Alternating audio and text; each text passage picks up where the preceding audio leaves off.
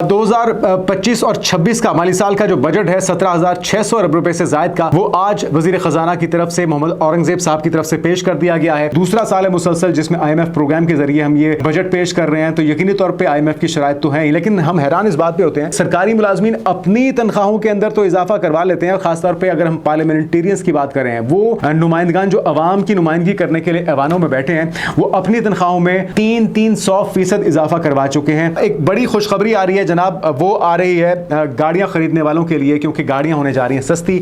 आदमपुर वाली एयरबेस पर जब हमला हुआ तो उसमें इजरायली भी जख्मी हुए हैं और इजरायली एक्सपर्ट्स वहां ड्रोन्स को ऑपरेट करने के लिए मौजूद थे। पाकिस्तान नाज़रीन आज़रबाईजान को फाइनली $4.2 बिलियन की डील करने जा रहा है। अब तक की तारीख की सबसे बड़ी दिफाई डील है ये। बिस्मिल्लाहिर्रहमानिर्रहीम, अस्सलाम वालेकुम, मैं हूं मोहम्मद जुनैद हलीम। नाज़रीन उम्मीद है आप सब खैरियत से होंगे। नाज़रीन फाइनली 2025 और 26 का माली साल का जो बजट है 17,600 अरब रुपए से जायद का, वो आज वजीर खजाना की तरफ से मोहम्मद औरंगजेब साहब की तरफ से पेश कर दिया गया है। बजट तो बहुत बड़ा है, अल्फाज का गोरख धंधा होता है, लेकिन हम आपको क्रक्स बताएंगे वो सेक्टर्स जिनको रिलीफ दिया जा रहा है, जिनके लिए आप कह सकते हैं कि कोई खुशखबरी है। वो कौन कौन से सेक्टर हैं, तो उसका तज़किरा करेंगे कि किन किन पाकिस्तानियों को इस बजट से कुछ सुख का सांस मिलने वाला है, कुछ थोड़ा बहुत रिलीफ मिलने वाला है। फिर हम आपको बताएंगे नाज़रीन कि कुछ बड़ी डेवलपमेंट्स हुई हैं, कुछ बड़े इंकशाफात हुए हैं। पाक भारत टाकरे के अंदर सभी को पता है कि इजरायली टेक्नोलॉजी इस्तेमाल हुई है, इजरायली ड्रोन्स का इस्तेमाल किया गया पाकिस्तान में पैनिक फैलाने के लिए, पाकिस्तान के एयर डिफेंस सिस्टम को ट्रेस आउट करने के लिए और उसे हिट करने के लिए। लेकिन अब हुआ ये कि बुनियादी तौर पे वो एक्सपर्टीज तो भारतीयों के पास थी नहीं कि उन ड्रोन्स को इस्तेमाल कैसे करना है, तो उसके लिए उन्होंने खिदमात हासिल की इजरायली एक्सपर्ट्स की। और जिस वक्त ये हमला या ये धावा बोला जा रहा था पाकिस्तान के ऊपर, तो वो एक्सपर्ट्स इंडिया के अंदर ही मौजूद थे। तो जवाबी जो पाकिस्तान ने कार्रवाई की है उसके अंदर कुछ कैजुअलिटीज़ की खबरें भी हैं, मुमकिन तौर पर कुछ इजरायली ज़ख्मी हुए हैं। उससे मुतल्लिक तफसीलात आपको आप तक पहुँचाएंगे आज की वीडियो में। नाज़रीन अगर तफसीलात इस बजट की आपके साथ शेयर की जाएं तो उसमें सबसे बड़ा जो रिलीफ मिला है, जिनको मिलना भी चाहिए था, जो डिज़र्व भी करते हैं ये रिलीफ, वो है तनख्वाहदार तबका, क्योंकि सबसे ज़्यादा ज़ेर अताब भी यही आता है। लगभग पिछले साल 600 अरब रुपए के करीब इन्हीं से हथियाया गया था। तो इस बार 1 से 12 लाख आमदन वाले सरकारी या प्राइवेट जो मुलाजमीन हैं उनको अब सिर्फ 1% टैक्स अदा करना होगा, यानी कि एक बहुत बड़ा सुख का सांस है उनके लिए। इसी तरह से अगर बात की जाए 12 लाख सालाना तनख्वाह से ज़्यादा लेने वालों के लिए, तो उनके ऊपर भी एक रिलीफ उन्हें मिला है, क्योंकि जो 12 लाख लेने वाले आमदन वाले मुलाजमीन हैं, इनकी रेशो बहुत बड़ी है, लगभग 70 से 80% लोग ये बनते हैं। और अब इनकी जो स्लैब थी उनको यूनिफॉर्म कर दिया गया है। असल मकसद ये है कि इन्हें फाइलर बनाया जाए, इन्हें टैक्स नेट का हिस्सा बनाया जाए। तो इसलिए जो 1% इनके ऊपर टैक्स रखा गया अभी भी, ये इस मकसद के लिए है कि ये खाते के अंदर हो, ये टैक्स नेट का हिस्सा हो और ये फाइलर बन जाए। इसके अलावा नाज़रीन जो 12 से 22 लाख आमदन वाले मुलाजमीन है, ये तनख्वाहदार तबका है, उसके ऊपर जो पहले टैक्स था वो था 15%, अब उसे कम करके 12% कर दिया गया है। तो ये भी एक रिलीफ है। इसी तरह से जो 25 से 32 लाख कमाने वाले आमदन वाले लोग हैं, इनके ऊपर पहले टैक्स था 32%, उसे भी कम करके अब 22% पर लाया गया है। तो मजमूई तौर पर जितने भी तनख्वाहदार लोग हैं, तनख्वाहदार तबका है, जिनकी रेशो बहुत बड़ी है, कंट्रीब्यूशन बहुत बड़ा है, उनके लिए एक बड़ा रिलीफ है टैक्सेस में कमी की सूरत में। दूसरा बड़ा रिलीफ मिल रहा है नाज़रीन रियल एस्टेट सेक्टर को, जो कि ज़बूहाली का शिकार थी, मनफी में जा रही थी प्राइसेस, गैर यकीनी की सूरत हाल थी, इन्वेस्टर को इन्वेस्टमेंट करने को तैयार नहीं था। इनके ऊपर एक वजह यह थी कि टैक्सेस की भरमार कर दी गई थी। इनके ऊपर जो अब रिलीफ है नाज़रीन वो ये कि फेडरल एक्साइज ड्यूटी जो थी इसके ऊपर 7%, उस ड्यूटी को मुकम्मल तौर पे ख़त्म कर दिया गया। यानी कि प्रॉपर्टी की ख़रीदो फरोख्त के ऊपर जो अब से पहले तमाम जो डीलर्स हजरात हैं, ये जो जेन्युइन बायर्स हैं, वो 7% ड्यूटी अदा करते थे और वो ड्यूटी थी फेडरल एक्साइज ड्यूटी के नाम से। अब इस ड्यूटी को मुकम्मल तौर पर ख़त्म कर दिया गया। तो उम्मीद की जा रही है कि रियल स्टेट सेक्टर के अंदर, प्रॉपर्टी की ख़रीदो फरोख्त के अंदर एक तेज़ी आएगी, एक बूम आएगा और मार्केट में हलचल होगी। और बुनियादी तौर पे इसका पोटेंशियल अगर देखा जाए नाज़रीन तो बहुत ज़्यादा है। ये एक ऐसा शोबा है जिसके साथ सैकड़ों सनतें वाबस्ता हैं।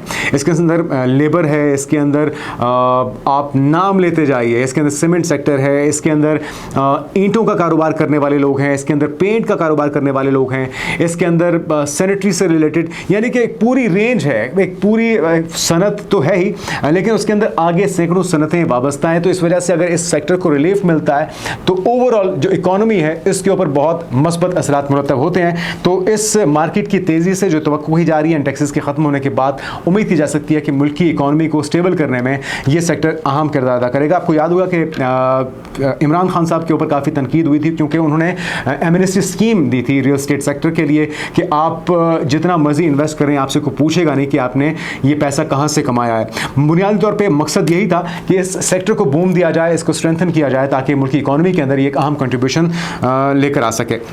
तो इस रिलीफ के बाद उम्मीद की जा रही है कि एक बार फिर से तेज़ी आएगी, लेकिन चेक एंड बैलेंस रखना ज़रूरी है ताकि आर्टिफिशियली प्राइसेस को अप ना किया जाए। उससे उसके जो नुकसान होते हैं वही होते हैं कि जेन्युइन बायर जो है उसे इजाफी कीमत देनी पड़ती है। प्रॉपर्टी के प्राइसेस जो हैं वो गैर मामूली या अनरियल बहुत ऊपर चली जाती हैं। इसके ऊपर चेक एंड बैलेंस हुकूमत का होना चाहिए। अच्छा, ज़री शोबा हम देखते हैं कि पाकिस्तान ज़री मुल्क है और जो एक बुरी खबर आई थी इक़्तिसादी सर्वे के अंदर वो ये कि 13.5% मनफी में गई है पैदावार। जो पाकिस्तान की टॉप की 5 क्रॉप्स हैं जिसके अंदर गंदम है, जिसके अंदर कपास है, जिसके अंदर गन्ना है, जिसके अंदर चावल है, जिसके अंदर ये तमाम जो अजनास हैं जो रीढ़ की हड्डी की हैसियत रखती हैं, इनकी पैदावार में 13.5% कमी हुई है। तो अब ये कहा जा रहा है कि इस बार भी इस शोबे को रिलीफ दिया जा रहा है। जो खाद है और अद्वियात हैं इनके ऊपर कोई टैक्स नया ना लगाने की सूरत में ज़री शोबे को भी कोशिश ये की जा रही है कि मजबूत किया जाए। लेकिन बहरहाल जो किसान बरादरी है उनके तहफ़्फ़ुज़ात अपनी जगह है। वो कहते हैं कि जी हमें हमारी कॉस्ट भी नहीं दी जा रही, जो कीमतें मुकर्रर की जाती हैं वो इतनी कम है कि हमारे ख़र्चे पूरे नहीं होते। और इसी वजह से हमने देखा कि पिछले साल क्रॉप्स की पैदावार मनफी में गई है ज़री मुल्क होने के बावजूद। फिर होता क्या, हमें नाकिस चीनी, नाकिस गंदम और नाकिस चावल वो इंपोर्ट करने पड़ते हैं ज़री मुल्क होने के बावजूद। तो इस तरफ भी हुकूमत को तवज्जो देने की ज़रूरत है। बहरहाल डायरेक्शन एटलीस्ट पॉजिटिव की साइड की तरफ है।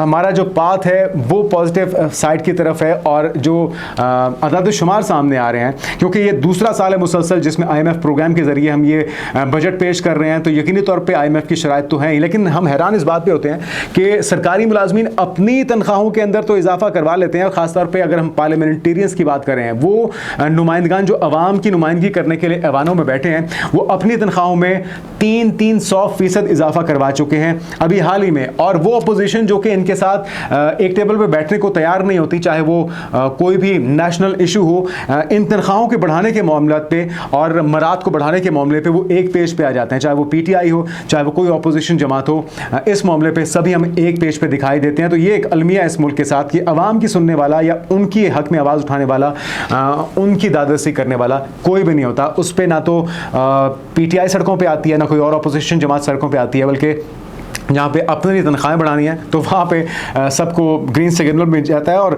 गो हेड भी दे दिया जाता है। अच्छा जी, इसके अलावा एक बड़ी खुशखबरी आ रही है जनाब, वो आ रही है गाड़ियाँ ख़रीदने वालों के लिए, क्योंकि गाड़ियाँ होने जा रही हैं सस्ती। उसकी तफसीलात आपके साथ शेयर कर देते हैं, क्योंकि पहले पाबंदी थी 3 साल से पुरानी आप गाड़ी नहीं ले सकते। अब इसके अंदर एक बड़ी तब्दीली लाके वो ये किया जा रहा है कि जी बुनियादी तौर पर 5 साल पुरानी गाड़ियों की दरामद की इजाज़त इस बार दी गई है। गाड़ियों पर एडिशनल कस्टम्स ड्यूटी मरहलावार ख़त्म की जाएगी, रेगुलेटरी ड्यूटीज़ में कमी लाई जाएगी और पुरानी गाड़ियों पर टैरिफ सालाना 10% को कम किया जाएगा। और 2030 तक ऑटो सेक्टर का औसत टैरिफ जो था वो 6% तक लाने का हदफ मुकर्रर किया गया है। तो जो छोटी गाड़ियाँ वो 3 से 5 लाख और जो बड़ी गाड़ियाँ हैं वो 20 लाख या इससे ज़्यादा सस्ती, जो लग्जरी गाड़ियाँ हैं वो 20 लाख या इससे ज़्यादा सस्ती होने की तवक्को की जा रही है। तो एक बड़ा जिसको कहते हैं रिलीफ है ऑटो सेक्टर के लिए और यकीनी तौर पर इस मार्केट में तेज़ी भी आएगी। लेकिन जो हमें गैर मयारी महंगी गाड़ियाँ लोकल प्रोड्यूस करके मिल रही हैं उसके ऊपर भी चेक एंड बैलेंस होना चाहिए। उनको भी किसी कटहरे में लाना चाहिए कि आप जिस तरह से आप सुजुकी की गाड़ी ऑल्टो है, मेरे ख्याल में सबसे ज़्यादा दिखने वाली, सबसे ज़्यादा बिकने वाली सड़क के ऊपर गाड़ी वही है। लेकिन उसके मयार की बात की जाए और खुदा न खास्ता अगर आप उसके साथ किसी हादसे का शिकार हो जाएं तो ना उसमें प्रॉपर कोई ब्रेक सिस्टम है, ना उसके अंदर कोई हिफाजत का इंतज़ाम है, ना उसके अंदर एयर बैग्स। तो ये सारी चीज़ें जो हैं यकीनी तौर पे पाकिस्तानी अवाम जो हैं उन्हें महरूम रखने का इन तमाम कंपनीज़ को कोई हक हासिल नहीं है। तो इनको भी जवाबदेह बनाना चाहिए।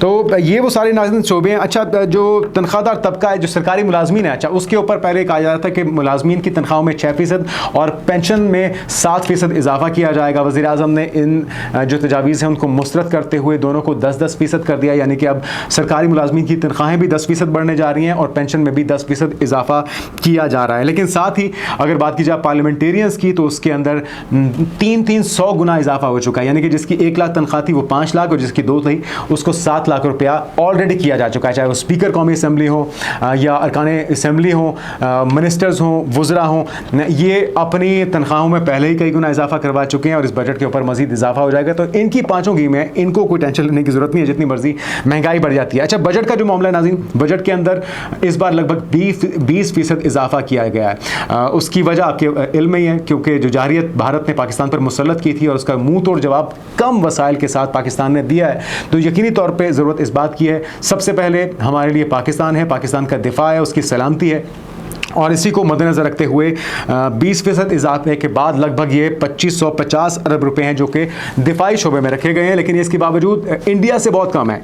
अगर बात की जाए इंडिया की, तो इंडिया का जो डिफेंस बजट है वो तकरीबन 77 बिलियन डॉलर्स है और पाकिस्तान का इसके नतीजे में, इसके मुकाबले में सिर्फ 9 बिलियन डॉलर्स है, जो कि बहुत ही कम रकम है। लेकिन बहरहाल हम उस कम और महदूद वसाइल के बावजूद भी भारत को धूल चटाने की सलाहियत रखते हैं। इसका अमली मुजाहरा हमने करके दिखा दिया है। उधर बिलावल भुट्टो जो है अपने डेलीगेशन के साथ अमेरिका से बरतानिया पहुंचे हैं, पार्लियामेंटेरियंस से उनकी मुलाकातें हो रही हैं, आम मंदुमीन के साथ, सिफारतकारों के साथ उनकी मुलाकातें हो रही हैं। भरपूर अंदाज में पाकिस्तान का दिफा और पाकिस्तान का मौक़िफ़ रखा जा रहा है और भारतीय जारियत से, भारतीय प्रोपेगेंडे से पूरी दुनिया को आगाह किया जा रहा है। अब आते हैं नाज़रीन उस खबर की तरफ जो कि बहुत ही दिलचस्प है, और वो खबर है इजरायली जो एक्सपर्ट्स भारत के अंदर मौजूद थे, ड्रोन्स को ऑपरेट कर रहे थे।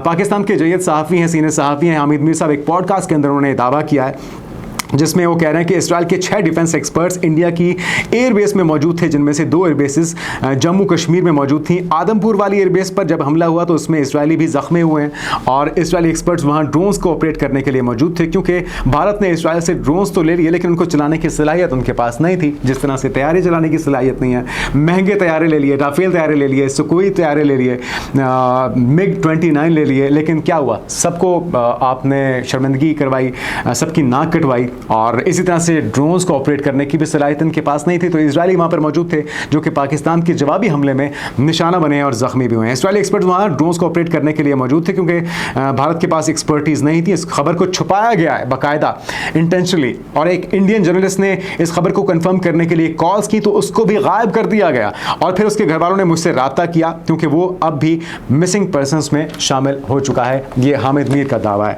तो यकीनी तौर पर सभी जानते हैं, जो हामिद मीर को जानते हैं, कि वो मुसद्दिका खबर देते हैं, तस्दीक शुदा खबर देते हैं, और अगर किसी को कोई एतराज़ है तो वो यकीनी तौर पे रब्ता कर सकता है हामिद मीर से और इसके सबूत उनसे ले सकता है। अच्छा, पाकिस्तान नाज़रीन आज़रबाईजान को फाइनली 4.2 बिलियन डॉलर्स की डील करने जा रहा है। अब तक की तारीख की सबसे बड़ी दिफाई डील है ये।